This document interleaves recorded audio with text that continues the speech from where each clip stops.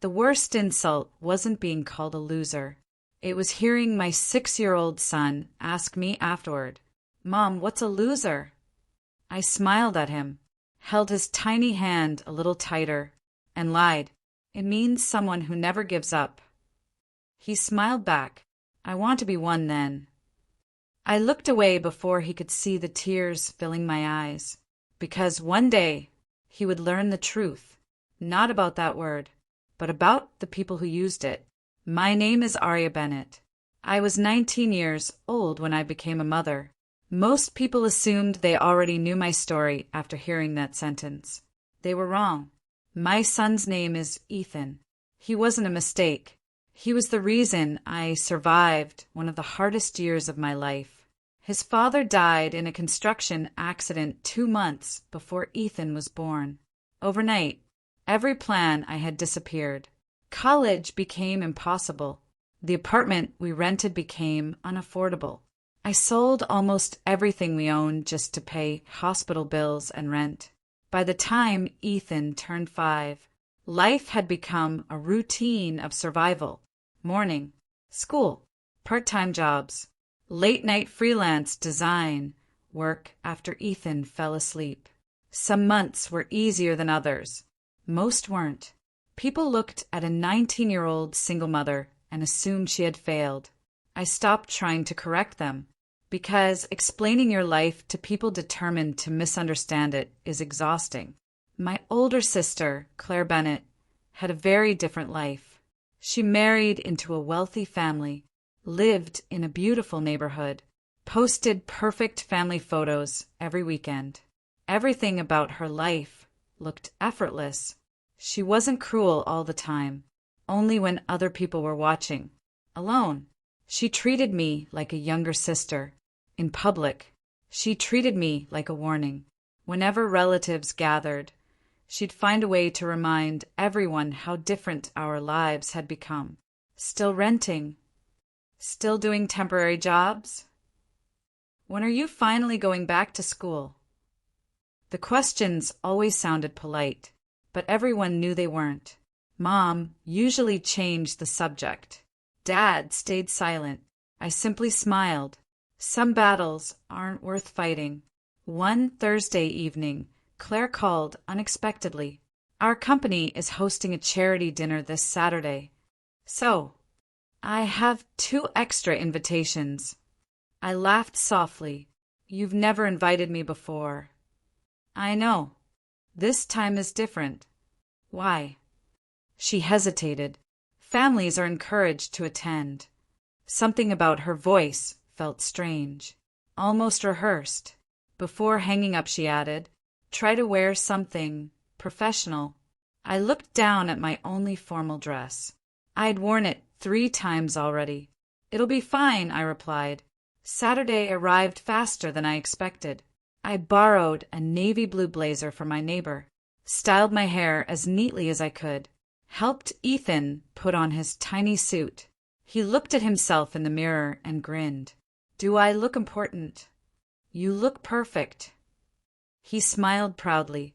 That alone made the evening worthwhile. The charity event was held inside one of the city's oldest hotels. Crystal chandeliers reflected across polished marble floors. Soft piano music filled the room. Business owners, executives, community leaders, everyone seemed to know everyone. I immediately felt out of place. Claire noticed us almost instantly. "There you are." She hugged Ethan, then looked me up and down. "That blazer isn't yours." I smiled politely. "No, I borrowed it." She gave a quiet laugh. I figured. Before I could respond, a tall man approached our group. He wore a dark gray suit and carried 2 glasses of sparkling water. Claire smiled brightly. "Arya, this is Mr. Daniel Whitmore. He's the regional director at Hawthorne Industries." I shook his hand. "It's nice to meet you." He smiled warmly. "The pleasure is mine." Unlike most executives I'd met, he didn't seem interested in judging anyone. Instead, he knelt beside Ethan, And who might this handsome young man be? My son, I answered. Daniel smiled. Future engineer? Ethan grinned. No, I want to build robots. Daniel laughed. I liked that answer. For the first time that evening, I relaxed. Then everything changed. Another executive joined our conversation. Claire looked around to make sure several guests were listening. Then she laughed loudly. You know what's funny? Everyone turned toward her. She pointed directly at me. My little sister still doesn't have a real career. A few awkward smiles appeared. Claire wasn't finished. She's basically a jobless loser surviving on random gigs. The room became completely silent. I felt Ethan squeeze my hand. I lowered my eyes, trying to ignore the humiliation. Then Ethan quietly whispered, Mom, did I do something wrong? Before I could answer, I heard the soft sound of glass touching the table. Mr. Daniel Whitmore had slowly set his drink down. He looked directly at Claire. His calm smile had completely disappeared, and in a voice so quiet that everyone leaned in to hear, he said, Claire, I think you've misunderstood exactly who your sister is. For several seconds, nobody spoke. The music continued playing somewhere across the ballroom, but around our table, everything had gone completely still. Claire looked confused. I'm sorry, she laughed awkwardly. Daniel Whitmore kept his eyes on her. I said, I think you've misunderstood exactly who your sister is. His voice wasn't loud. It didn't need to be. Everyone nearby had already stopped talking. Claire forced another smile. I was only joking. Daniel nodded once. Interesting. Because your nephew didn't think it was a joke. He glanced toward Ethan, who was still holding my hand. The little boy had lowered his head, quietly staring at the floor. Daniel crouched beside him again. Hey, buddy. Ethan slowly looked up. What kind of robots do you want to build? Ethan's face brightened a little. The ones that help old people. Daniel smiled. That's a great dream. Then he stood and turned back toward Claire. You know, I've interviewed thousands of people during my career. The first thing I notice isn't their resume. It's how they treat people who have nothing to offer them. Claire's smile disappeared. I didn't mean. Daniel gently interrupted. I'm sure you didn't. But intentions don't erase embarrassment. The room remained silent. Even Claire's husband looked uncomfortable. Trying to change the subject, Claire laughed nervously. Anyway, I'm sure Arya understands. I opened my mouth to speak. Daniel raised a hand politely. If you don't mind, I'd like to ask Arya something. He looked at me. You mentioned doing freelance work. What kind? I hesitated. It isn't very exciting. I'd still like to hear it. I took a deep breath. I design user interfaces for small businesses, mostly websites and mobile apps. Sometimes logos. Sometimes accessibility improvements. Daniel's eyebrows lifted. Accessibility. I nodded. I enjoy making technology easier for elderly users and people with disabilities. His expression changed. Not surprise. Interest. Genuinely. Yes, I've been teaching myself for years. Claire laughed softly. She spends too much time on her computer. Daniel ignored the comment. What software do you use? I answered every question.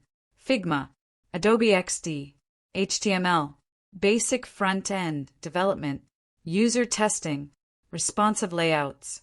The conversation lasted almost 15 minutes. For the first time that evening, someone cared about what I could do instead of what I didn't have. Finally, Daniel smiled. That's impressive. I shrugged. I'm still learning. The best people never stop learning. Those words stayed with me. Dinner was served shortly afterward. Guests moved toward their assigned tables. By pure coincidence, Daniel sat only 2 seats away from Ethan and me. Claire looked disappointed. I wasn't sure why. Throughout dinner, Daniel asked Ethan about school, about science, about his favorite books. He listened as if every answer mattered. Most adults smiled politely at children. Daniel actually listened. After dessert, a charity auction began. People bid on artwork, vacation packages, and signed sports memorabilia. During the event, Daniel quietly asked me, "Can I see some of your design work?" I blinked. "Now, if you have it." Luckily, I always carried my tablet. I opened a portfolio I'd built over the past 3 years. More than 40 personal projects, volunteer work, interface redesigns, accessibility concepts, community projects. He examined each one carefully. He didn't rush. He zoomed in, asked questions, read my notes. Almost 20 minutes passed before he finally handed the tablet back. "Did you build all of these yourself?" "Yes." "No team?" "No." He smiled. I was expecting 1 or 2 decent designs. What I found was consistency. For the first time in years, someone had complimented my work instead of feeling sorry for my situation. Then his phone vibrated. He looked at the screen and sighed. "I need to leave soon." Before standing, he reached into his jacket and removed a business card. He placed it on the table in front of me. I don't hand these out often. I looked down. It wasn't just his contact information. On the back, he had written a time, Monday, 9 a.m. I looked up. "What happens Monday?" Daniel smiled. "Come to our headquarters." "I'd like someone to meet you." Claire immediately leaned forward. "Oh, are you offering her an interview?" Daniel looked directly at her. "No." Then he smiled at me. "I'm offering her an opportunity." Claire's expression froze. She had expected him to pity me. Instead, he had seen something she never bothered to notice. As Ethan and I walked toward the hotel exit later that night, he looked up at me. "Mom, that nice man likes your drawings." I smiled. "Maybe he does." Ethan squeezed my hand. "I told you, you're not a loser." I kissed the top of his head. "No, I guess I'm not." But neither of us knew. That Monday morning would completely change the direction of our lives. I barely slept on Sunday night. Daniel Whitmore's business card sat on my kitchen table beside my laptop. I must have looked at it 100 times. Every time I asked myself the same question, why me? There were thousands of designers in the city, people with impressive degrees, years of experience, beautiful offices. I was just a 19-year-old single mother working freelance from a tiny apartment after putting her son to bed. Surely, he had made a mistake. Monday morning arrived. I dropped Ethan off at school. "Good luck today, Mom." I smiled. "Thank you." "You'll get the job." I laughed. I don't even know if there is a job. There will be. Children have a strange kind of confidence. Sometimes they believe in us long before we believe in ourselves. At exactly 8:55 a.m., I walked into Hawthorne Industries. The headquarters was nothing like the hotel ballroom. No chandeliers, no expensive decorations, just clean glass walls, open workspaces, and people focused on solving problems. The receptionist smiled. "You must be Miss Bennett." I nodded. "Mr. Whitmore is waiting." She handed me a visitor badge. Instead of taking me to a conference room, she led me into the design department. Dozens of designers sat around large digital displays. Some were sketching. Others were testing prototypes. The atmosphere felt alive. For the first time in years, I felt like I had found people who spoke the same language I did. Daniel noticed me immediately. Right on time. I try. I noticed. He smiled. Come with me. He didn't take me to his office. Instead, we stopped in front of a glass meeting room. Inside, 6 designers were arguing over something displayed on a giant screen. Buttons, menus, navigation, accessibility settings. The discussion sounded intense. Daniel looked at me. What do you see? I studied the screen for less than 30 seconds. The menu isn't the problem. Everyone in the room turned toward me. One designer frowned. What do you mean? The navigation assumes every user has perfect eyesight. Silence. I walked closer to the screen. If someone over 60 tries using this, they'll get lost within 3 taps. Another designer crossed his arms. So what's your solution? I politely asked for permission to use the touch screen. Daniel nodded. Go ahead. Within 5 minutes, I rearranged the layout, increased readability, reduced unnecessary options, added one accessibility shortcut. Nothing dramatic, just simple improvements. The room became completely quiet. One designer whispered, "Why didn't we think of that?" Daniel smiled without saying a word. An hour later, we finally sat down in his office. He poured 2 cups of coffee. Do you know why I invited you? I shook my head. I wanted to see whether the portfolio reflected your real thinking. And it exceeded it. I smiled nervously. I'm still learning. I hope you never stop. He opened a folder. Our company is launching a new digital platform for hospitals. I looked at the logo. It helps elderly patients manage medication schedules. My eyes widened. Accessibility, exactly the field I loved most. Daniel continued, We've hired experienced designers, but something is missing. What? He looked directly at me. None of them have lived the problems they're trying to solve. I remembered helping elderly clients at my freelance jobs, watching Ethan teach his grandfather how to use a smartphone, seeing older people struggle with confusing apps. Daniel leaned forward. You design for people, not screens. That's rare. For several seconds, I couldn't say anything. Nobody had ever described my work that way before. Then he slid a small contract across the table. This isn't a full-time position. I looked down. It wasn't a traditional job offer. It was a 6-month design fellowship. Flexible hours, remote work, professional mentoring, and enough income to finally stop worrying about paying rent every month. My hands started trembling. This would change everything. Daniel nodded. I know, but there's one condition. I looked up. What condition? You never let someone convince you that your value depends on your job title. I smiled. I don't understand. He leaned back. Saturday night, when your sister called you a jobless loser, I watched you. You never insulted her back. You never tried to impress anyone. You simply stayed calm. He smiled. People like that are the ones I trust with important work.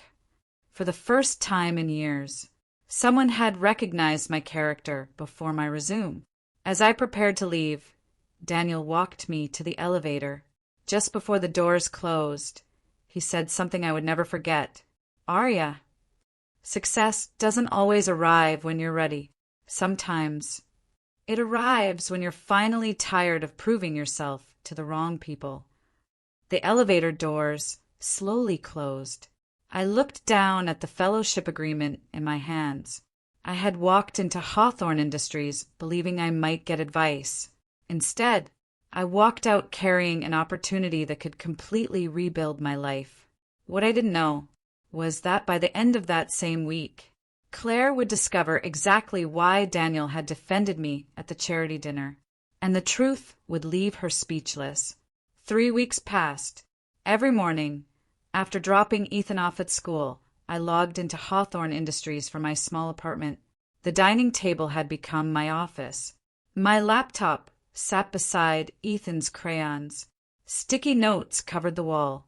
Coffee mugs seemed to multiply overnight. It wasn't glamorous, but for the first time in years, I wasn't just surviving. I was building something.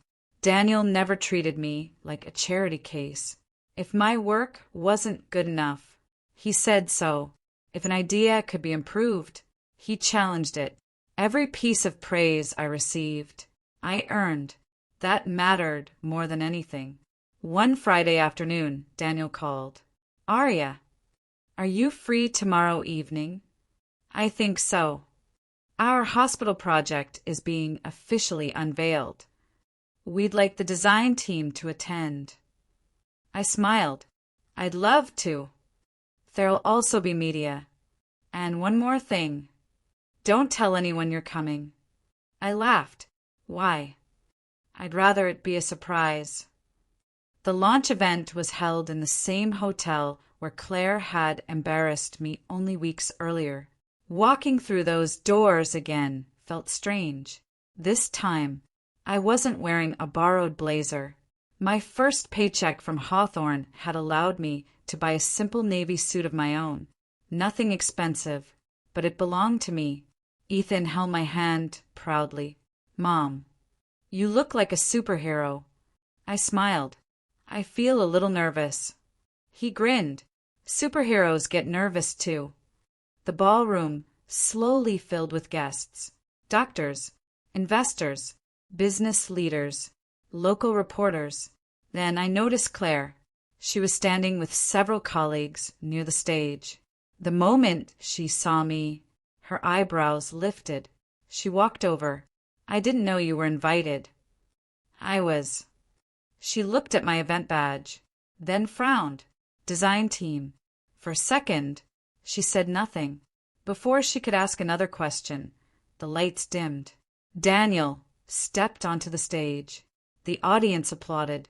He welcomed everyone before introducing the hospital accessibility project. Large screens displayed the new platform. Every feature, every improvement, every accessibility tool. As the presentation ended, Daniel smiled. "Before we conclude, I'd like everyone to meet someone." I assumed another executive would walk onto the stage. Instead, Daniel looked directly at me. "Arya, would you join me?" For a moment, I couldn't move. Ethan looked up at me. "Mom, that's your name." I laughed softly. "I know." The audience applauded as I walked toward the stage. Claire stared in complete disbelief. Daniel waited until I reached him. Then he turned toward the audience. "When we began this project, we thought we needed better technology." He paused. We were wrong. What we actually needed was someone who understood the people using it. He smiled at me. "Many of the accessibility improvements you saw tonight were designed by Arya Bennett." The room erupted into applause. Not polite applause, real applause, the kind that comes from respect. Daniel continued. "I first met Arya at a charity dinner. I watched someone dismiss her because of her job title." He looked across the room. They couldn't have been more wrong. Talent doesn't always arrive wearing an expensive suit. Sometimes it arrives carrying a child's backpack. People laughed warmly. Daniel placed a small crystal award into my hands for outstanding contribution to inclusive design. I stared at it in shock. I wasn't expecting this. He smiled. "I know. The best recognition usually comes when you're too busy working to chase it." After the ceremony ended, dozens of guests approached me. Doctors thanked me. Designers asked about my process. Parents of children with disabilities shared their stories. Every conversation reminded me why I had chosen this path. Then, Claire slowly walked over. For the first time in years, she didn't look confident. She looked ashamed. I owe you an apology. I stayed quiet. She looked down. When I called you a jobless loser, I thought success was measured by salaries, titles, appearances. A tear rolled down her cheek.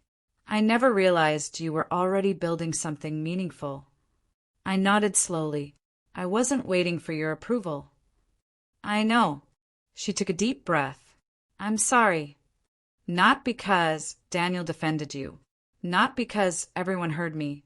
Because I failed to see my own sister. For a long moment, neither of us spoke. Finally, I smiled. I accept your apology, but don't spend your life trying to erase that night. She looked confused. Why? Because I don't want you remembering the night you insulted me. I'd rather you remember the night you learned to respect people before judging them. She smiled through tears. I'll remember. That night, Ethan climbed into the back seat of the car, holding my Crystal Award. He looked at it carefully, then at me. Mom, were you ever really a loser? I laughed. No, neither are you. He smiled. I knew it. As I drove home, I realized something. Some people measure success by what the world can see. Money, cars, job titles, applause. But real success begins much earlier. It begins on the days when nobody believes in you, and you choose to keep going anyway, because the people who judge your present rarely understand the future you're quietly building.